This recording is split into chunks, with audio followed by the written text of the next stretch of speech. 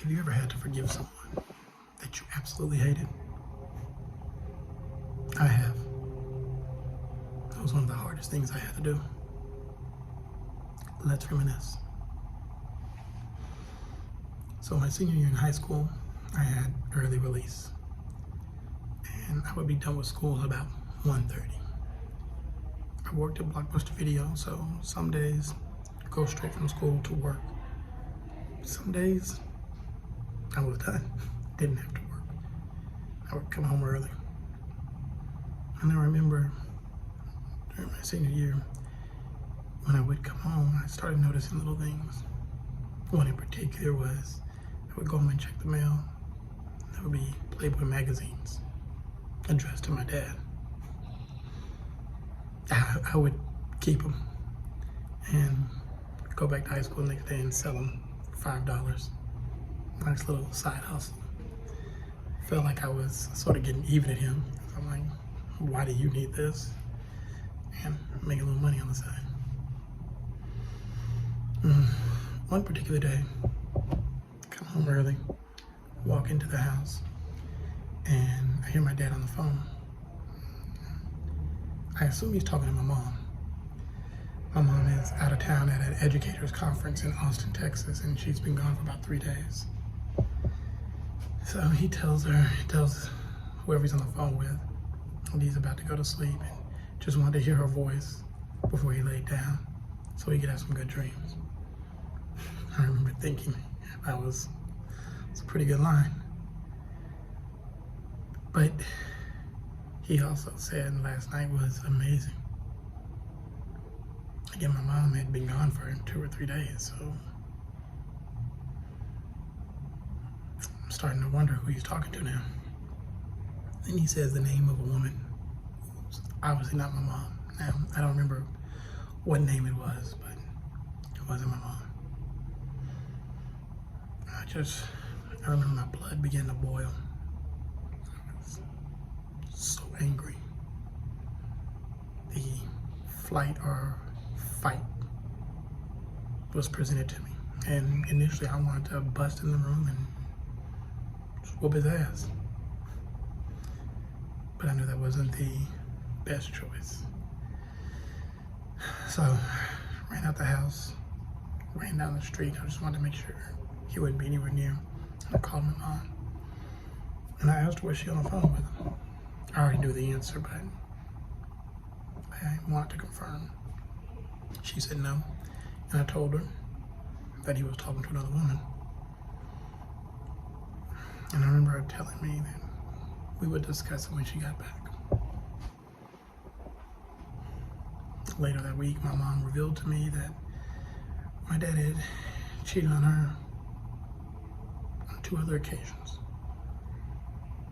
First, while she was pregnant with me, and another time when we had just adopted my brother and sister.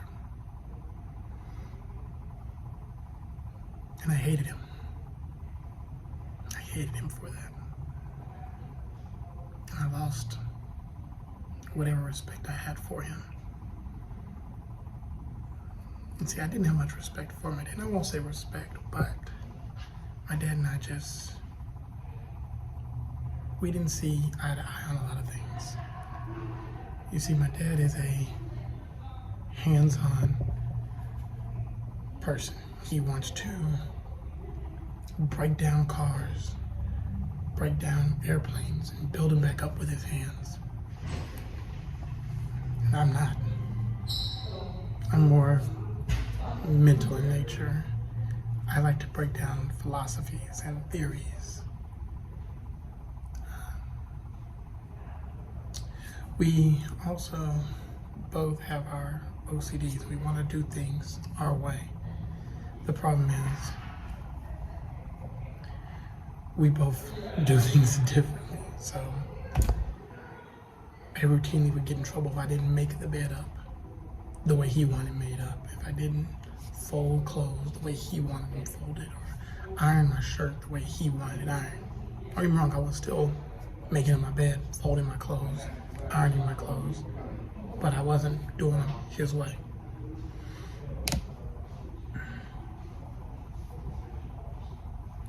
My mom later told me that her and my dad were going to get a divorce. And I remember vividly asking her to just wait until I graduated high school.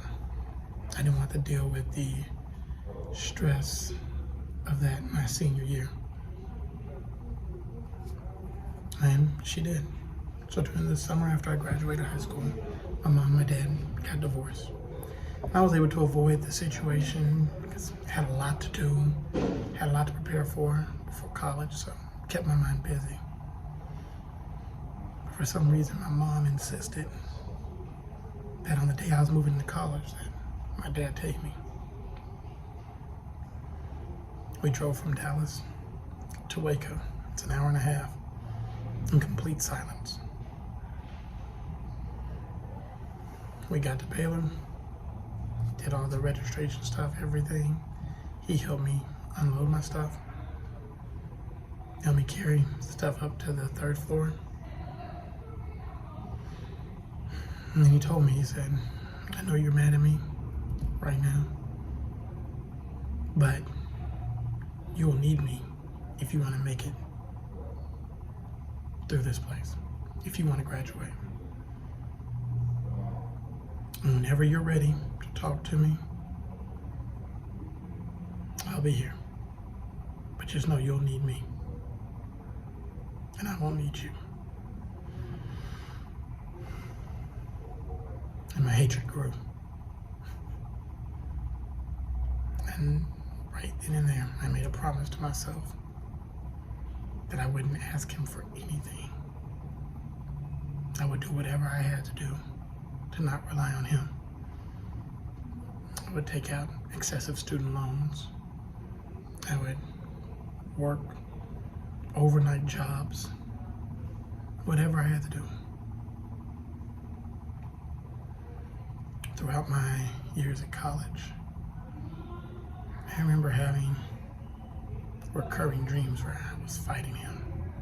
I remember just being fueled and motivated by hatred, motivated to prove him wrong. And my mom would always frustrate me because she kept preaching forgiveness. She kept telling me to forgive him, and I didn't want to hear that. I enjoyed my anger and my hatred. In a weird way, it felt good.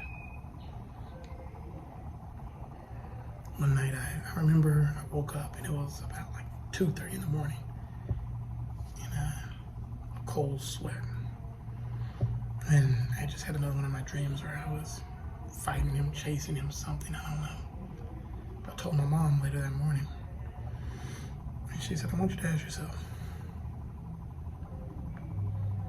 do you think that he's up at night worrying about how you feel?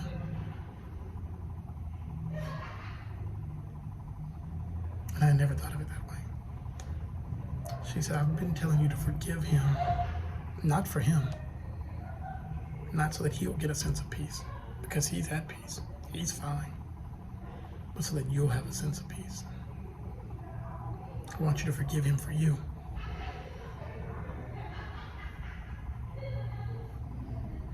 I hated that she put it that way because it made sense. And my logical brain couldn't come up with a counter argument for it.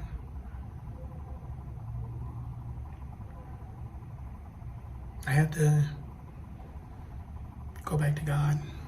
Not that I ever left him, but talk to him more, pray a lot more, read the Bible more, because I couldn't do this on my own. After I graduated, because I sure wasn't going to forgive him while I was at school. But after I graduated, with a lot of prayer, my hatred for him started subsiding. I still hadn't forgiven him, but I didn't hate him as much. And started looking back over his life and things that he had overcome and trying to put myself in his shoes. And I realized that he was a great father. He may have been a poor husband, but he was a great father.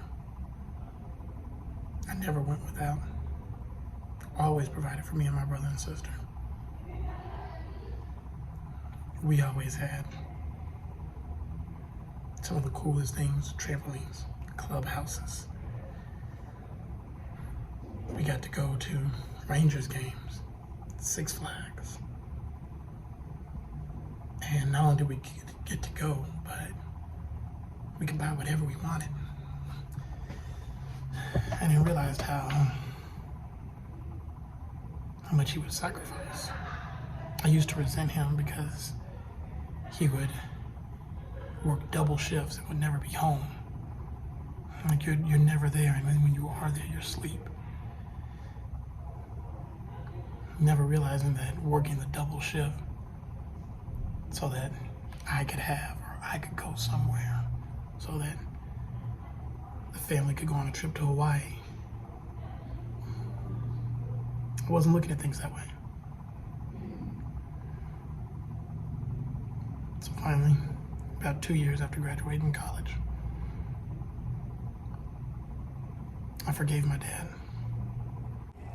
I had wrote a poem called Dear Dad when I first found out about his infidelity. And I said some pretty harsh things, some scalding words. And my way of forgiving him was deleting that poem. I deleted it from online. I deleted it from my floppy disk. I know I'm dating myself, but I completely got rid of it. I never really talked to my dad about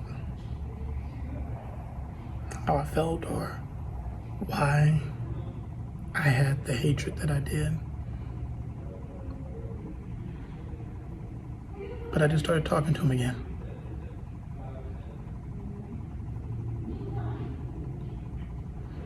It was a very tough decision, but one of the most fulfilling decisions I've ever made.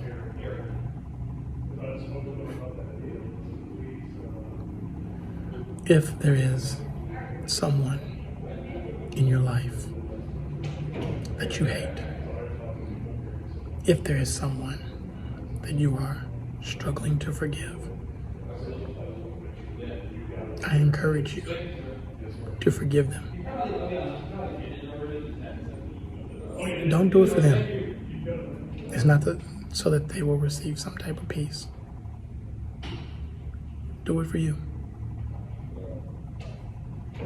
Because as long as you hold on to that hate, you're really harming yourself. Well, that's all I have for now. Peace, and God bless.